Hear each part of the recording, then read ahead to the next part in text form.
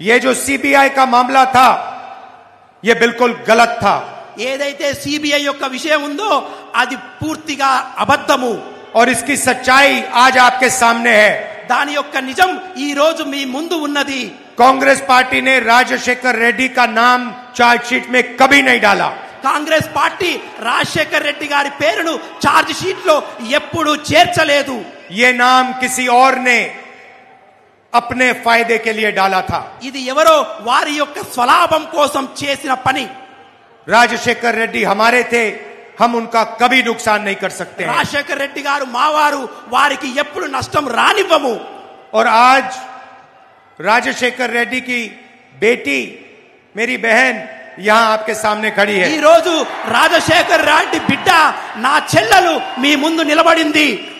गाड़ी में मैंने इनसे कहा कि आपको हिंदुस्तान की लोकसभा में आना पड़ेगा।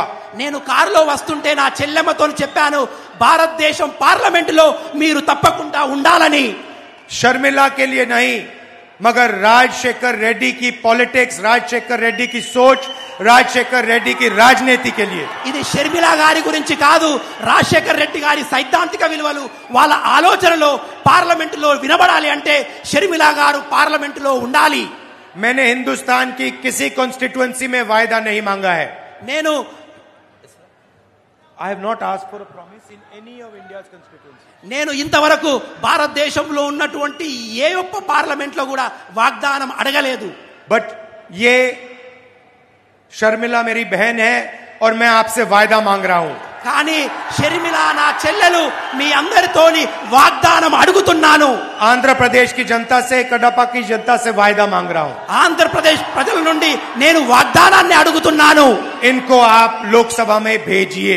మీరందరూ షర్మిల చెల్లెమ్మను లోక్సభకు పంపించండి। ये वायदा आप मुझे करिए మీరందరూ నాకు ఈ వాగ్దానం చేయాలి।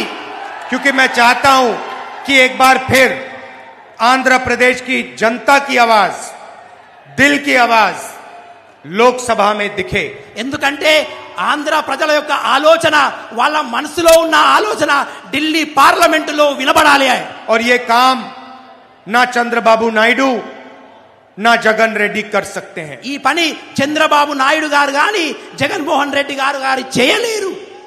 शर्मिला को मोदी नहीं दबा सकता। షర్మిల గారిని మోదీ గారు ఏమీ చేయలేరు। कोई सीबीआई, कोई ईडी नहीं चलेगी।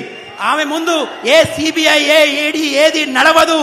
इसीलिए मैं चाहता हूं कि आप मुझे वायदा करें कि हम सब मिलकर शर्मिला को लोकसभा में डालेंगे।